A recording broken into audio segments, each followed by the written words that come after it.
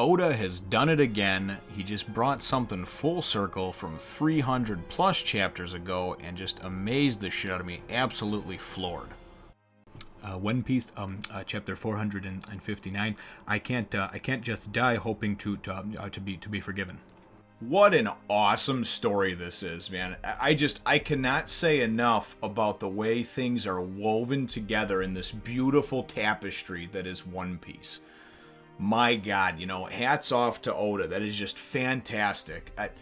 Well, hello, my brothers and sisters and Oda lovers of the Nerd Nation.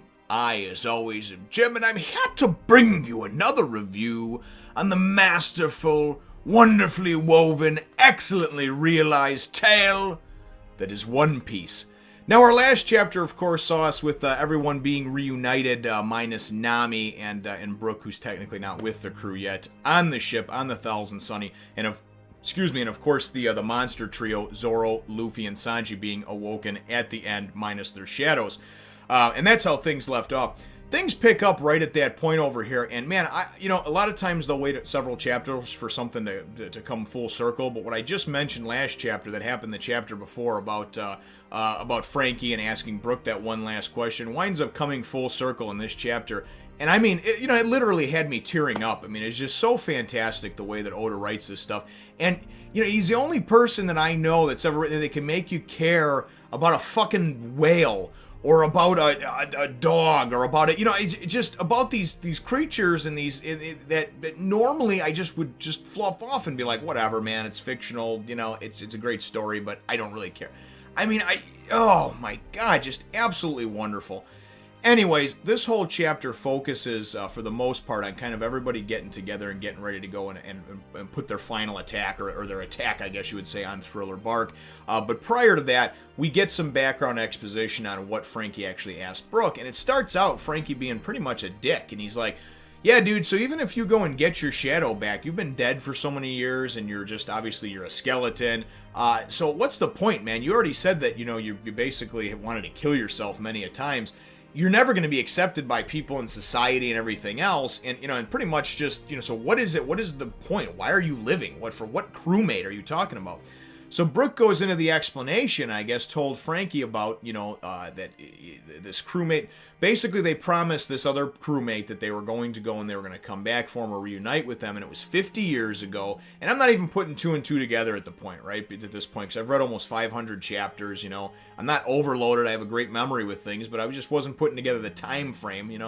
And he's talking about this crew member and how everybody else perished on the crew. Nobody else made it back, blah, blah, blah. He's the last one, and the reason that he's holding on to hope and that he's holding on to this, so he can come back to this character that he wound up leaving, and it's Laboon the whale.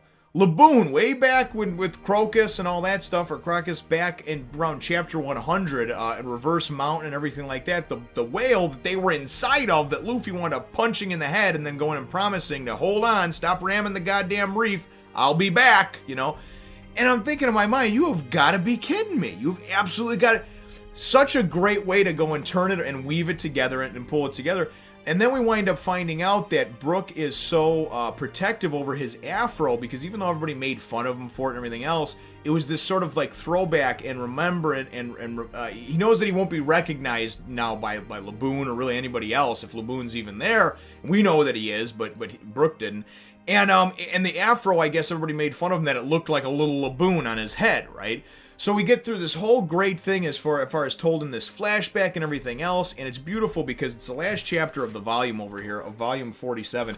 And while I was reading through and doing one of the earlier chapters today, a little bit ago, I was thinking in my mind, geez, 400 and some odd chapters, I bet you with a little break here or there and taking a week off or having this week skipped because of a holiday or what have you, 450, 460 chapters has got to be roughly 10 years of Oda's career, right?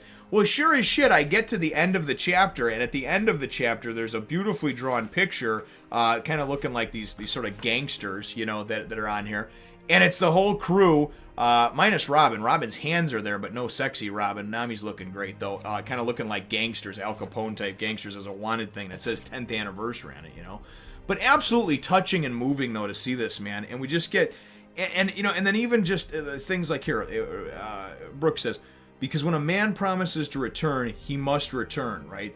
even though Laboon was still a baby whale at the time, we couldn't take him with us in such a dangerous voyage. They wound up leaving him there, and then it's cool because the crew winds up putting 2 and 2 together, and you just see this great throwback for those that maybe weren't on board or weren't reading or maybe just kind of glanced over or glazed over the first 100 or so chapters because people said it was slow or whatever. And man, just great to go and see that. There's just kind of this throwback to them.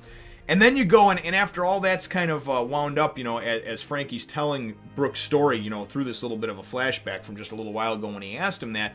And I'm sitting there, I'm moved to tears, And then they go and they actually show Ryuga and Brooke going head to head against one another. And Ryuga is saying, it doesn't matter if you've strengthened, if you've gotten any better, I'm still going to beat you. You still have the same weakness, which is that afro and, this giant afro that you want to protect.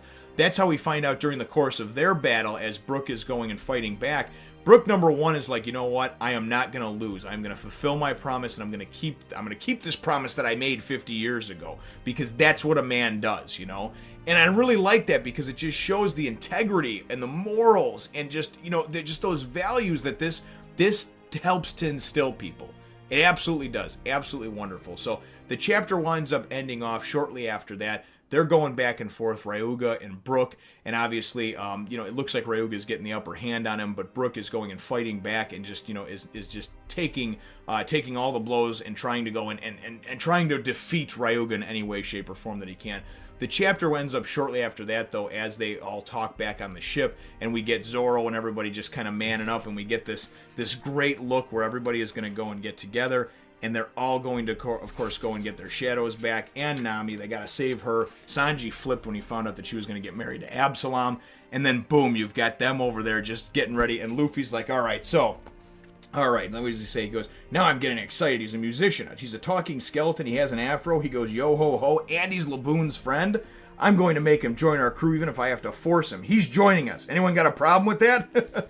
It's great, And then, I'm with you, bros. Me too. I'm not afraid of skeletons anymore. You get Chopper over there. Zoro goes and he's just like, we're heading back in. Now we've got another shadow to retrieve, right? And then just this last panel. All right, everyone, prepare for the counterattack. We're going to blow Thriller Bark to bits. And everybody's just manning up and getting ready to go and attack. It's just, what a great way to end off a volume, though. And that's what my chapter question is going to be. Ultimately, what are your thoughts on just the wonderful, magnificent writing that Oda did, taking this character, this whale that I didn't give 2 shits about back on chapter 105 or 6. It is kind of a sad story, but whatever. Pirates left him, they were rumored to have left the Grand Line. And now it comes full circle 354 chapters later, man. Let me know what your answer is to that question in the comments down below. Feel free to hit the thumbs up, the like button if you should think that I deserve it, and of course subscribe if you haven't done so already. We will look forward to catching you all in the next one, Nation. Remember to check out my other channels and follow me on Facebook and Twitter, and as always, from the bottom of my heart, I appreciate all of your support.